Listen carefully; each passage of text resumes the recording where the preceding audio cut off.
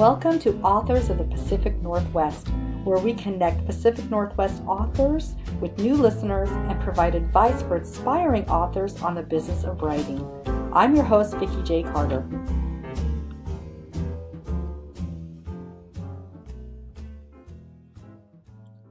Hi there, podcast listeners. Thank you again for coming back to the podcast, The Authors of the Pacific Northwest. And today I have the pleasure of having Lilly Robbins Brock, a local author from my area on the podcast. So Lilly, why don't you say hi to everyone? Hello, everyone. I'm so happy to be here. Oh, it's a pleasure to have you. I appreciate you coming on the podcast.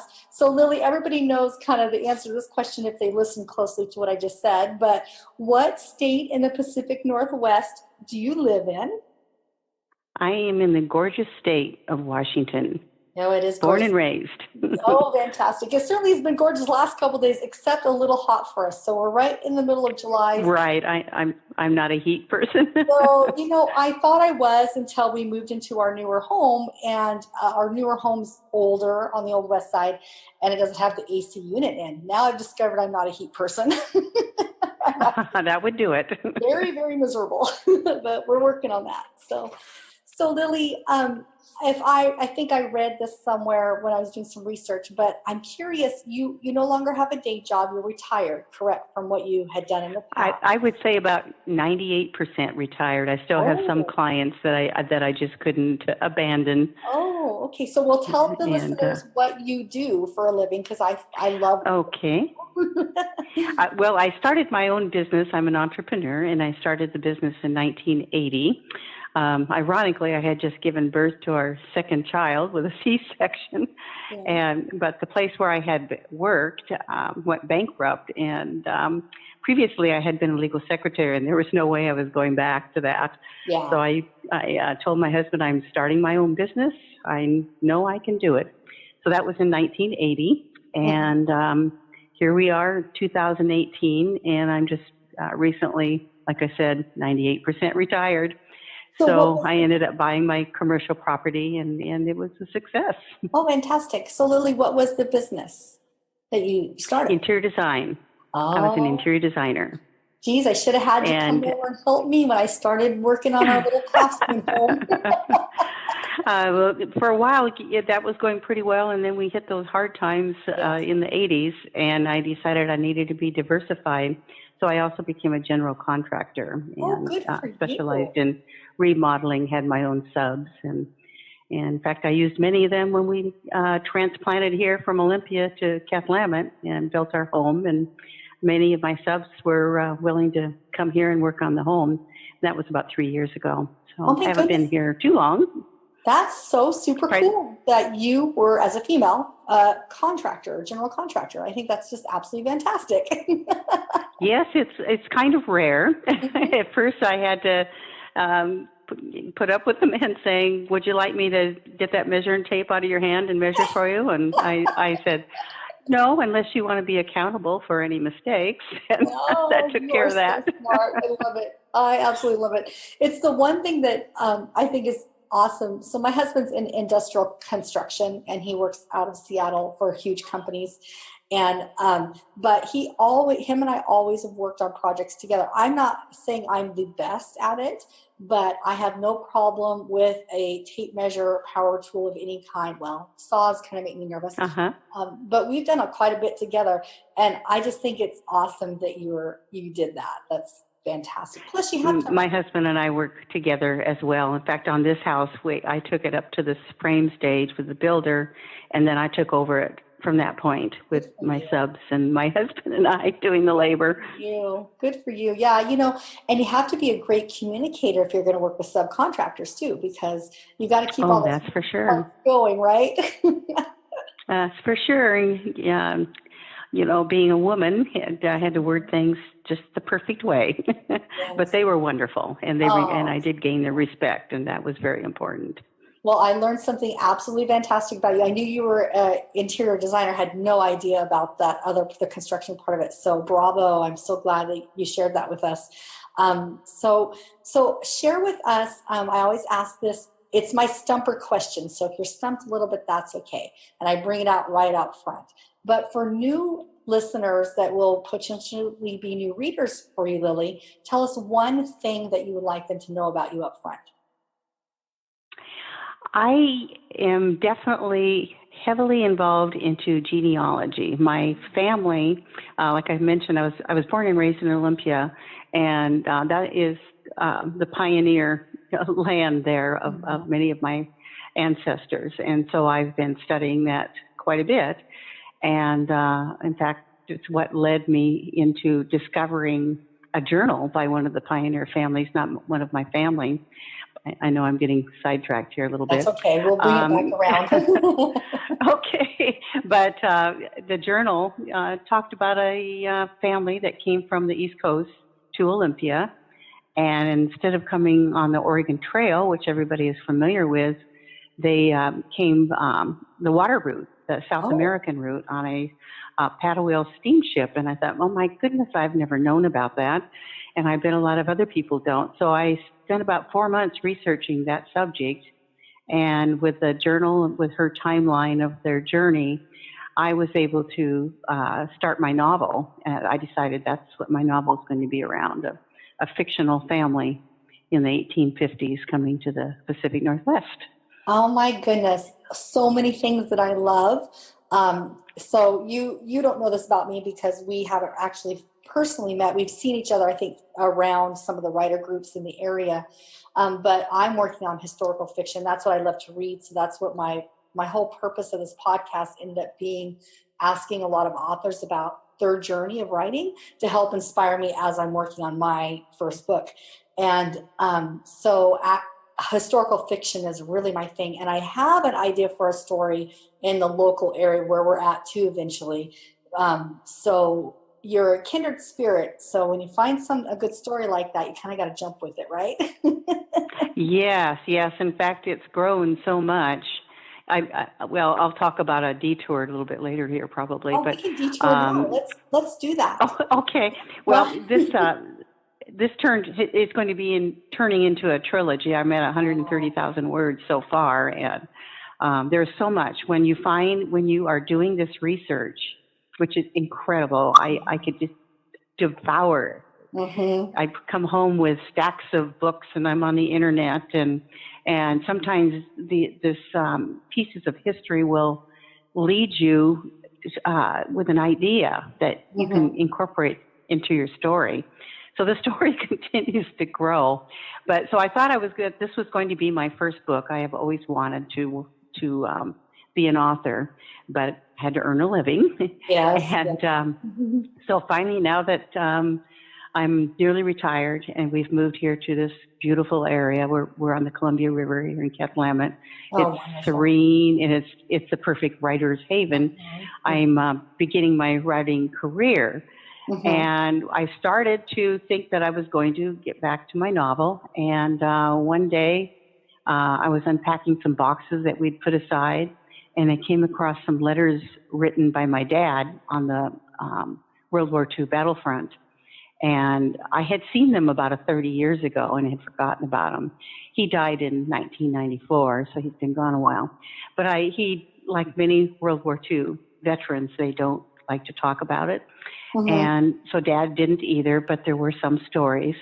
And so it inspired me, and I suppose this could go along with what readers might like to know about me. I thought, I'm going to go out and find a living World War II veteran. And so that's what I did. And I found one right here in Longview, and Maury Hooper, and he was just wonderful. So I wrote the first book about him, and I found that I love to educate people in the process. So what I will do is incorporate historical notes around the timeline, and I did that around his life story. It turned out to be his life story versus just in the war.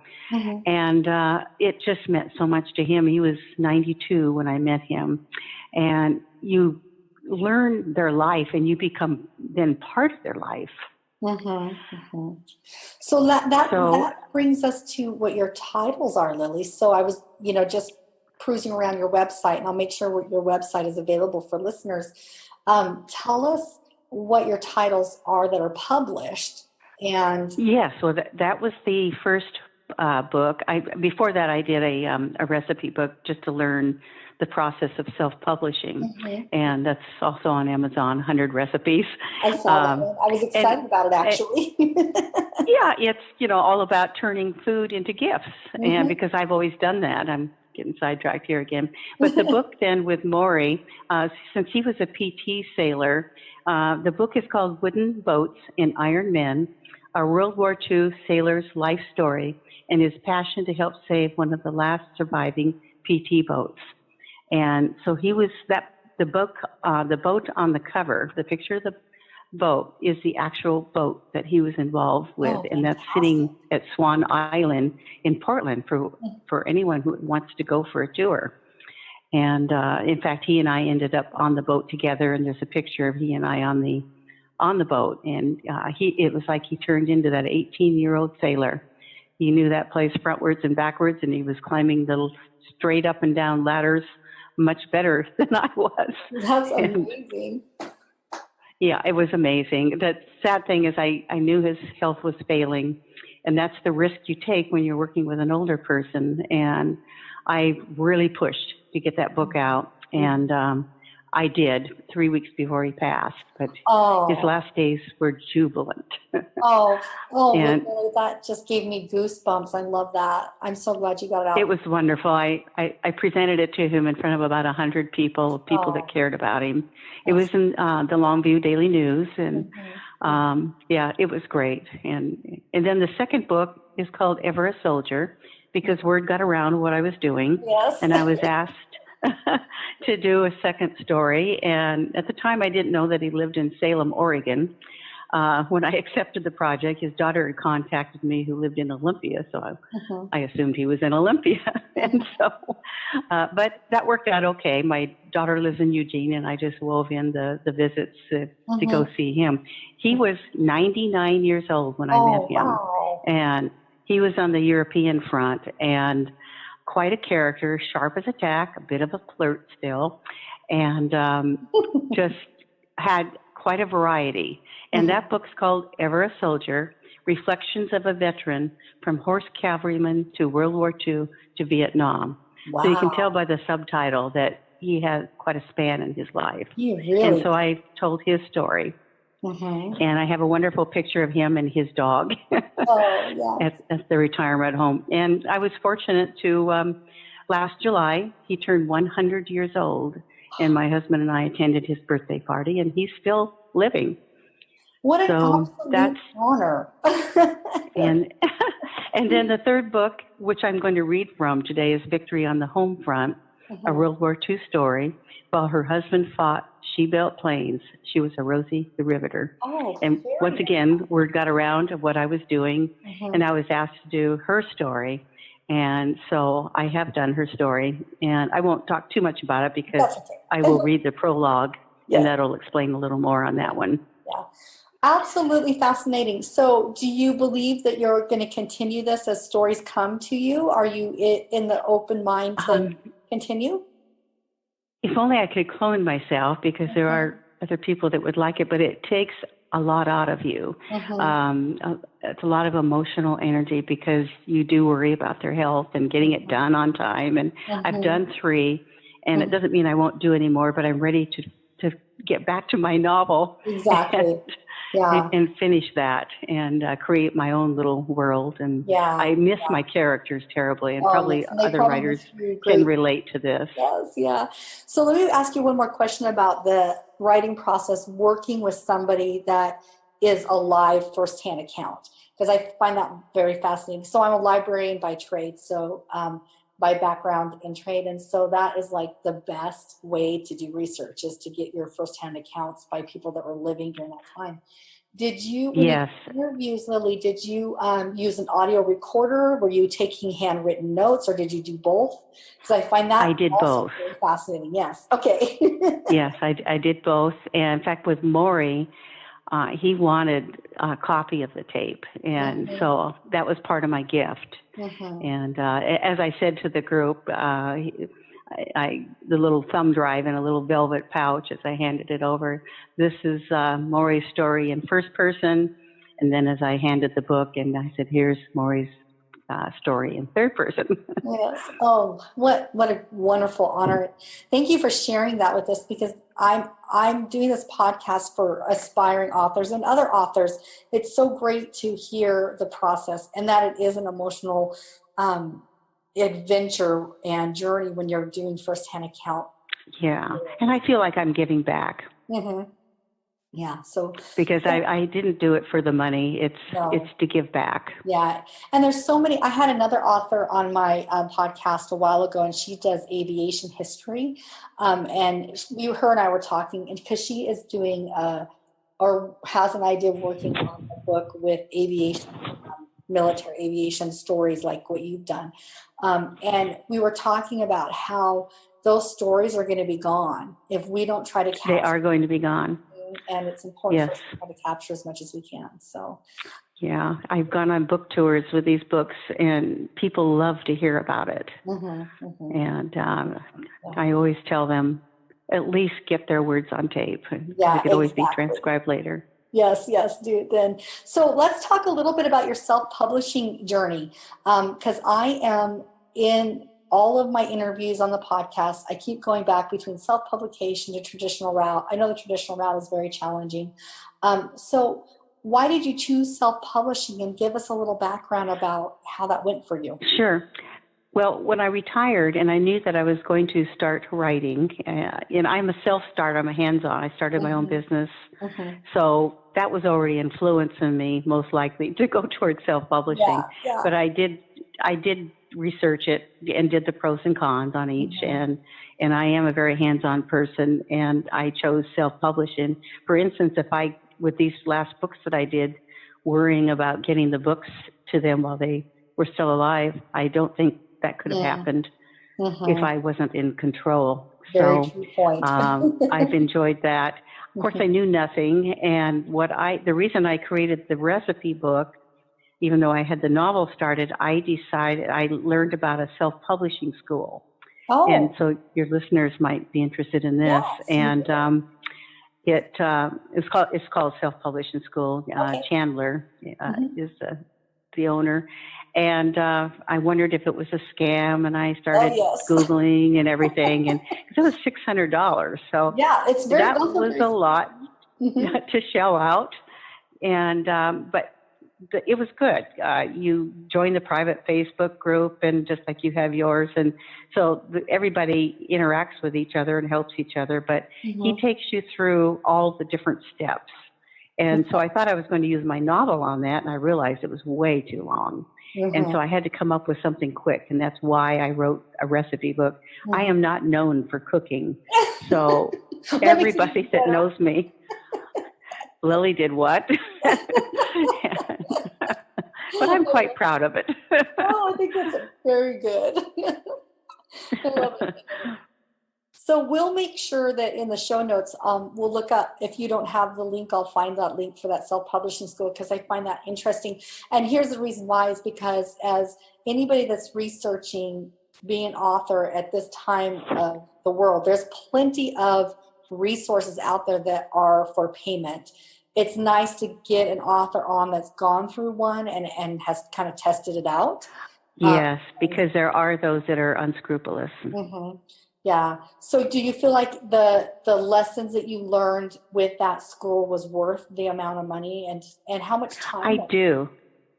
Well, they keep you on a timeline, so you have to commit your time. It's just like being in school. And it was a little bit intimidating because I'm not real techie with the computer. You probably saw with all the emails I kept sending you with questions. You've been doing great.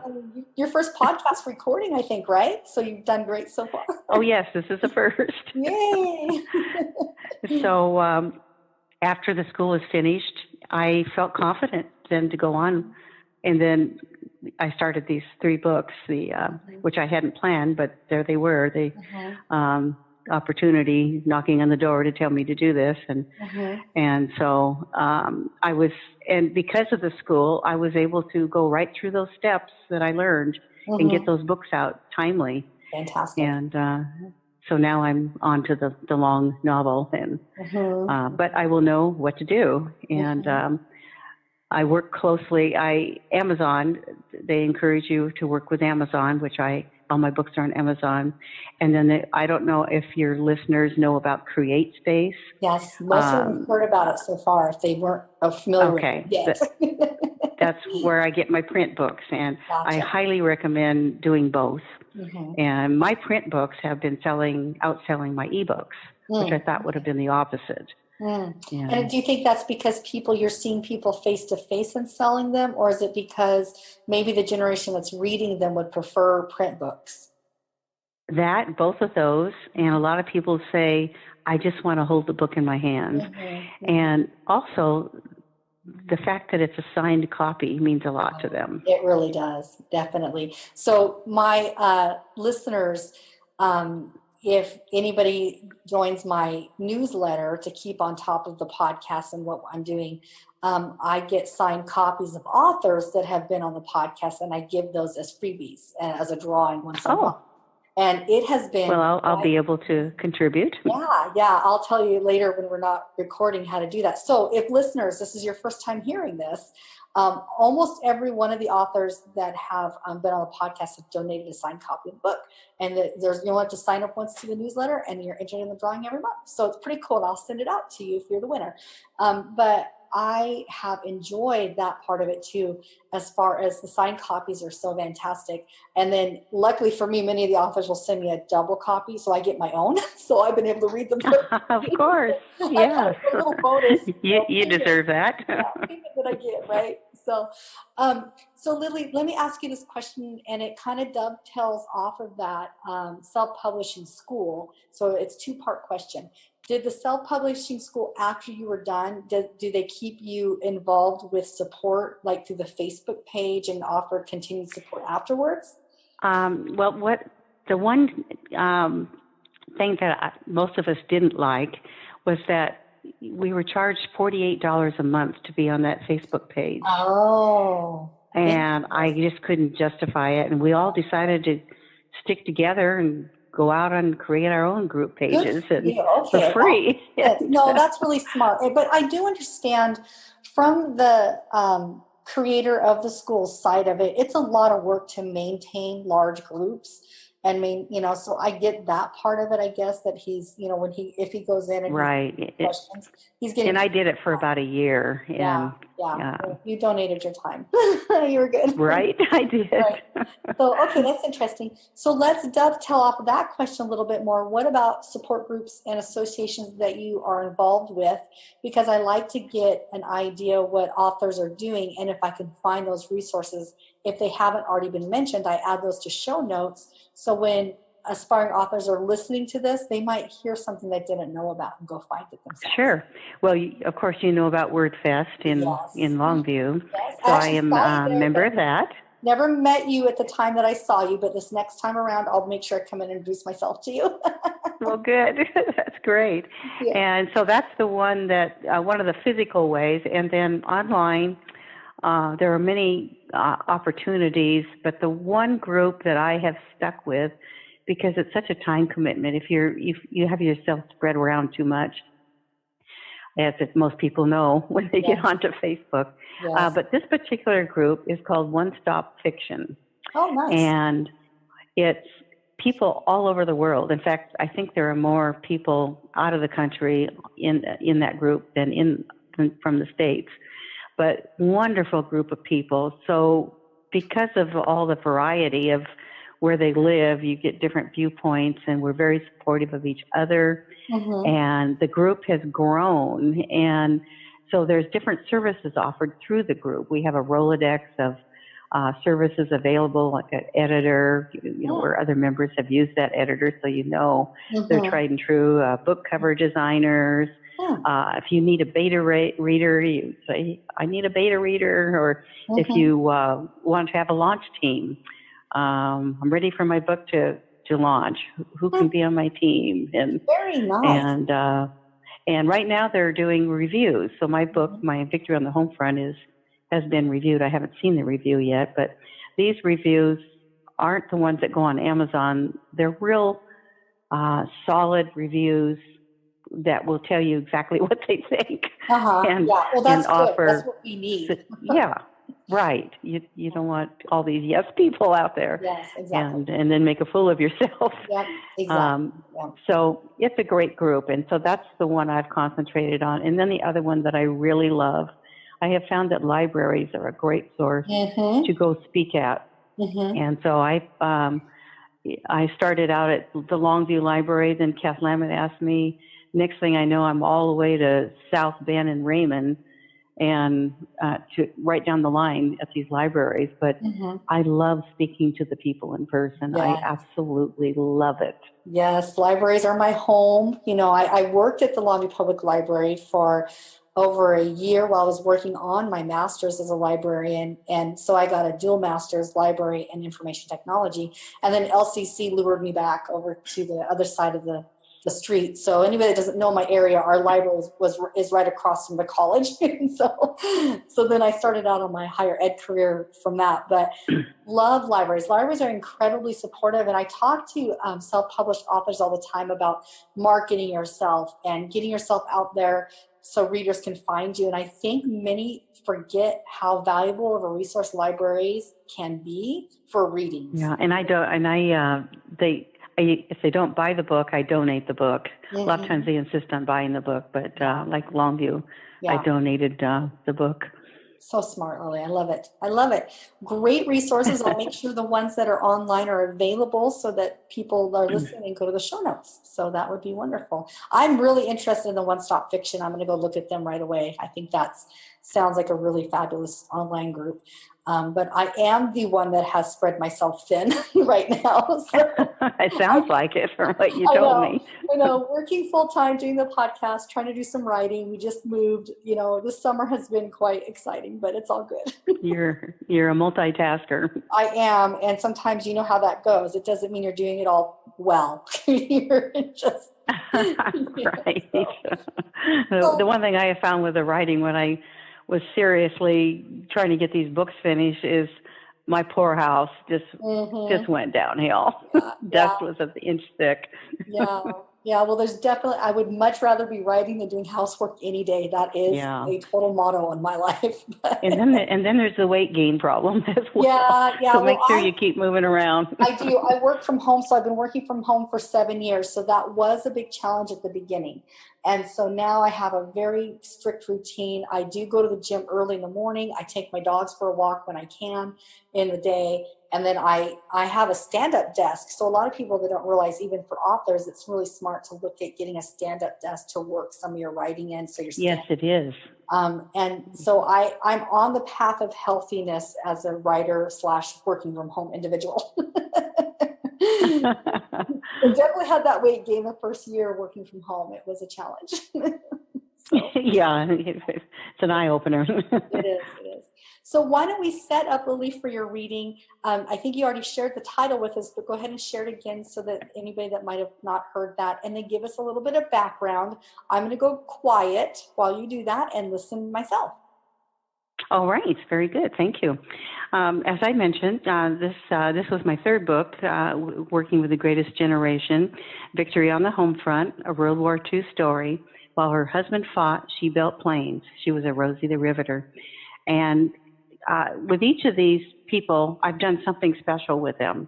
Maury, we were on the PT boat, and Philip and Everett Soldier, I went to a 100th birthday party. Well, with Penny, her actual name was Priscilla, but she was nicknamed Penny. Her daughter and I took her on a road trip back home to Aloha, Washington. I had never known about Aloha, Washington, but it's on the Olympic Peninsula right next door to Moclips. And so the Moclips and Aloha were her hangouts, but she had not been there since 1940. So we took her there, and of course it was great for me for the research part of it too. So that was very, very special. I ended up there later for a book signing with her there too. But I'm going to start out, so I just wanted to mention that. And this book was published in 2017, last year. So as I'm speaking, I'm going to read from the prologue, which is first person. so I'm speaking like it's 2017. So I will begin.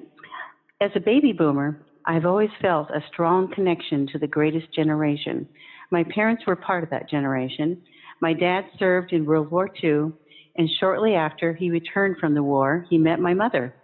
They married in June 1947, and in March 1948, boom, I was born. I often teased my mother and said, "Mom, I did the math. I must have been a honeymoon baby." She replied in a very serious tone, "Of course, don't think for a moment that anything happened before we were married." Both my parents are gone now, and I miss them terribly. There are still people from the greatest generation living among us, and their stories need to be told. I think of these people as treasures. I've recently written 2 life storybooks thus far, Wooden Boats and Iron Men, and Ever a Soldier. As I've gone on book tours with these books, I've met many people who have a loved one from that generation. They always tell me, nothing has been written down. I emphatically encourage them to at least use a tape recorder to get their loved one's words on tape. Their words can always be transcribed into a story later. Once these treasured people are gone, their stories go with them forever. The idea of writing about a Rosie the Riveter actually peaked in October of 2012 while I was on a genealogy mission. I wanted to become a member of the Daughters of the American Revolution. To qualify, I needed hard evidence of my direct family connection to each past generation leading to my patriot who served in the Revolutionary War. I had already spent countless hours breaking through a brick wall of my great-grandfather on my dad's side. Through hours of detective work, I discovered our family had important roots in Ypsilanti, Michigan, and it was where I would find the answers I needed. No one in the family had ever known about Ypsilanti. Off I flew to Ypsilanti. I donned my detective hat and spent 10 days uncovering information which had been buried for decades. Ypsi, the affectionate name used by the locals, is a small town, so I spent much of my time on foot, literally walking in my ancestors' footsteps. Many of the historic buildings that line the streets of Ypsi have been there since the 1800s. I even tracked down the address of my great-uncle's business, which had been in one of the commercial buildings.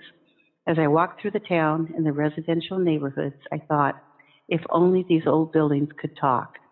I found the stately old church my ancestors had attended, and I visualized them walking up the steps and entering the building through the massive carved doors.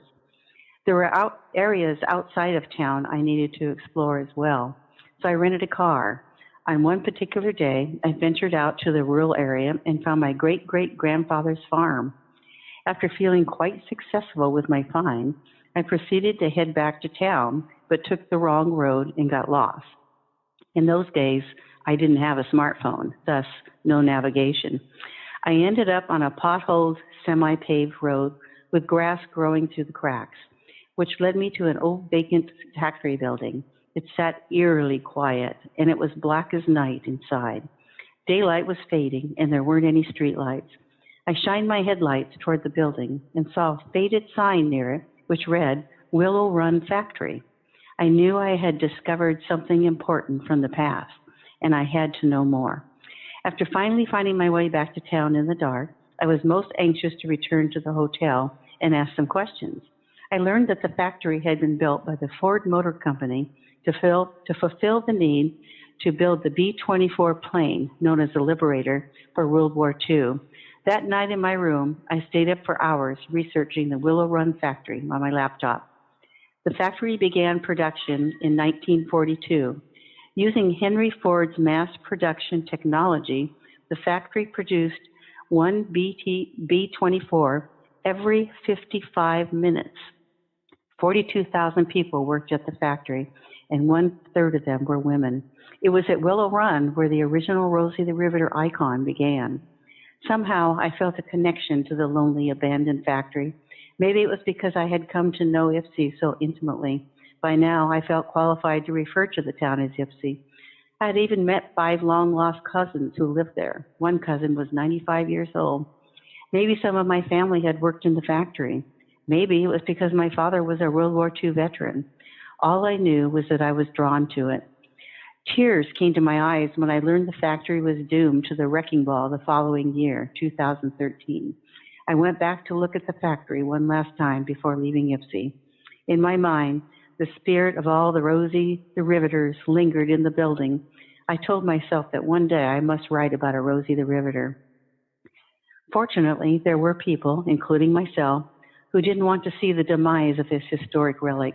As scheduled, the demolition process began in the fall of 2013 and continued into 2014. In an effort to save a portion of the plant that was still standing, the Michigan Aerospace Foundation and the Yankee Air Museum formed Save the Willow Run Bomber Plant campaign. Their goal was to raise $8 million to buy 144,000 square feet of the bomber plant before the deadline of May 1, 2014. The campaign became known as Save Rosie's Factory and was in commemoration of the women who contributed to the World War II effort. They achieved their goal.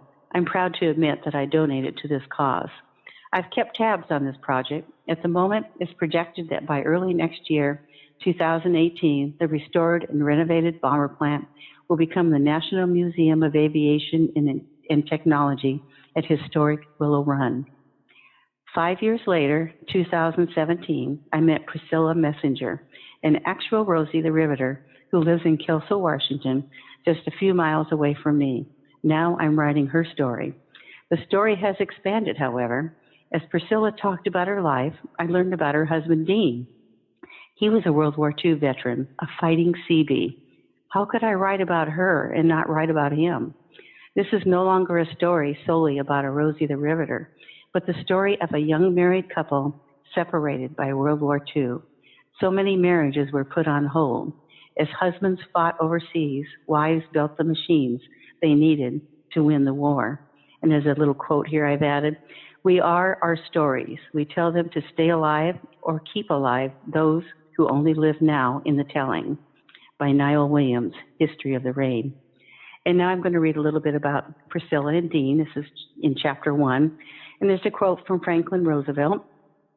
There is one front and one battle where everyone in the United States, every man, woman, and child is in action and will be privileged to remain in action throughout this war. That front is right here at home in our daily tasks. President Franklin D. Roosevelt, April 28, 1942. Priscilla and Dean were married just over a year when the Japanese Empire attacked Pearl Harbor on Sunday, December 7, 1941. Their life was about to change. The war had been raging in Europe since 1939. President Roosevelt tried to avoid involving the United States in the war and even promised the American people he wouldn't send their loved ones off to fight. His promise was snatched away when the Japanese engaged in the sneak attack on Pearl Harbor on that infamous day, killing 2,403 Americans and wounding another 1,178. On December 11th, Hitler and Nazi Germany declared war on the United States, and on the same day, the United States declared war on Germany and Italy. The newlyweds knew it was only a matter of time before Dean would be called to serve.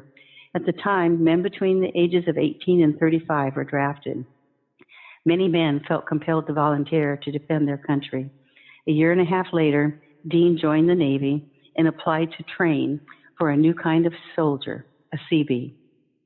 And there's a little quote here that I'm going to add. There's quite a bit of description I've given. I started doing research out in the Seabees. This is a quote from the U.S. Navy Seabee Museum. We were insurance men, grocers, welders, merchants, accountants, architects, bakers, butchers, brick masons, mailmen, machinists, dining car stewards, teachers, salesmen. We came from the north and from the south, and more than 1/3 of us were from the metropolitan areas of Illinois, New York, Pennsylvania, and Massachusetts. Dean was among the first to join the Seabees. He had worked for a construction company in Longview, Washington, and on July 1943, his boss sent a letter of recommendation to the U.S. Navy Construction Battalion Recruiting Office. Dean was accepted and inducted on July 27, 1943, with a date of entry as August 4th of the 130th Battalion, Company D, 5th Platoon. The battalion was official the following month, and Dean was ready to start training. His battalion would be attached to the 4th Division Marine Corps. The month of August began with Priscilla and Dean standing in the train station. Like so many other emotional couples gathered there, Oblivious to those around them, they clung to each other up to the final moment until the train whistle signaled the hour of departure. The station was crowded with couples saying farewell. It was a tearful scene. I was sad and crying, but I was trying not to make it harder for him, said Priscilla. The heartache of wartime goodbyes was a common theme. A soldier comforted his girl as she wept. He dabbed her tears with his handkerchief and pulled her in close, with her chin resting on his shoulder. Other couples clenched hands and chattered nervously about their plans when they would be together again, each ignoring the possibility he may not return, and this could be their final goodbye. After one last embrace, Dean and the other warriors boarded the train. While the train chugged slowly, then faster, out of the station, some soldiers hung out the windows with eyes locked on the ones they were leaving behind. Their tear-filled eyes said it all: sadness, fear, and tender love. When the train picked up speed, some of those left behind ran alongside the train to wave as long as possible. Once the train was out of view, the silence in the train station was deafening, and the wives, sweethearts, mothers, family members, and friends reluctantly left the station to try to resume their lives. As she watched her husband leave, Priscilla realized she was suddenly a single mother of a 5-month-old baby. She was on her own, and she didn't know for how long. As a wife and mother, she was forced to put her married life on hold until most likely the end of the war. How long will this war last? She chose to ignore the question lurking in the deepest recess of her mind. Will he come back? Life was going to be different now. After Priscilla left the train station, she drove to the home of her brother and sister-in-law to pick up her baby girl, Carol Ann. They had volunteered to care for her while Priscilla was seeing Dean off. For the first time, it was just her and Carol Ann. When they arrived home, Priscilla opened the door to a quiet and empty house. She wouldn't be cooking dinner for her and Dean that night. She wouldn't be enjoying conversation with him over a cup of coffee the following morning, and several mornings thereafter. How many mornings would she drink coffee alone? When she opened the closet door, his clothes hung idle, all neatly lined up as he had left them, and his scent still lingered in the air. She thought about how Dean would miss all the firsts of their baby girl. She had promised to write him daily and to send pictures. He promised to do the same if he could. So I can end at this point in Wow. respect of the time. I am just absolutely, I have goosebumps, Lilly, because not only did you capture the history so well and you have the food in that, but it's right in our area, the area I grew up in, and I absolutely pictured the train station. And that's wonderful. Yeah, so beautiful reading. I really need to read the rest of this book, so I will be. Oh, thank you. Copy. So thank you. Some of that is a little creative writing because Penny couldn't remember everything. She's 95, so yes. I just filled in a few little fictional. That's the nice things that we get to do, right? We know this is historical fiction, but it's based on first account, which makes it much stronger than when we're doing some research. So. Right. And what they call it in nonfiction is creative writing. Mm-hmm. Exactly. The creative writing. Fantastic. So before we let you go, Lilly, I did get a tip from someone that we have a mutual friend in and correct me if I'm wrong, your husband is also a writer as well? Yes, he is. Yes. And it was on World War II as well. Oh, heavens. Does he have a book published and or is he working towards one? Oh, it's published. It's a novel for sure. Well, it's called Silk Cocoon. Okay. And my daughter has done all our covers. It's a beautiful cover. It's on Amazon. Okay. And I don't know if anybody knows about Kindle Unlimited, but I have his book listed under my account under Kindle Unlimited as well as mine. And on his book, it tells how many pages are being read by people that pay for that membership.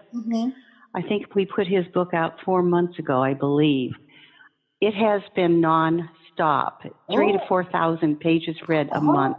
Wow, that's fantastic. And people that do read it say they cannot put it down. And his book is, for as big as it is, it's a good buy. It's $13. Nice. And mine are 10. Well, fantastic. So, listeners can go and find his book before I wrangle him on the podcast. So, We'll have to bring him on the podcast here. Get an appointment so we can get him on. And yeah, he's one of my best editors too. Oh, fantastic. Well, we'll definitely work on that together off the podcast. You and I will wrangle him in for an interview. Sounds wonderful. Wonderful talent. Thank you, Lilly, for being on the podcast. I really appreciate it. Listeners, if you love her book, go to her website, get her books. When you get done reading them, write a review. And Lilly will definitely work on getting your husband on so that listeners can hear about him as well. That sounds good. And I want to thank you for this opportunity. And thank you, listeners, for listening to me. Yes, we're so happy that you're here. Thank you. Thank you. Thank you for listening to the podcast. We hoped you loved hearing from the author as much as we did. If you did enjoy the author, make sure you find them on social media. Buy their book and write a review. Are you a published author and would like to be featured on the podcast? Visit us at our website to learn more. You can help support the production of this podcast by following us on Facebook, Instagram, and Twitter.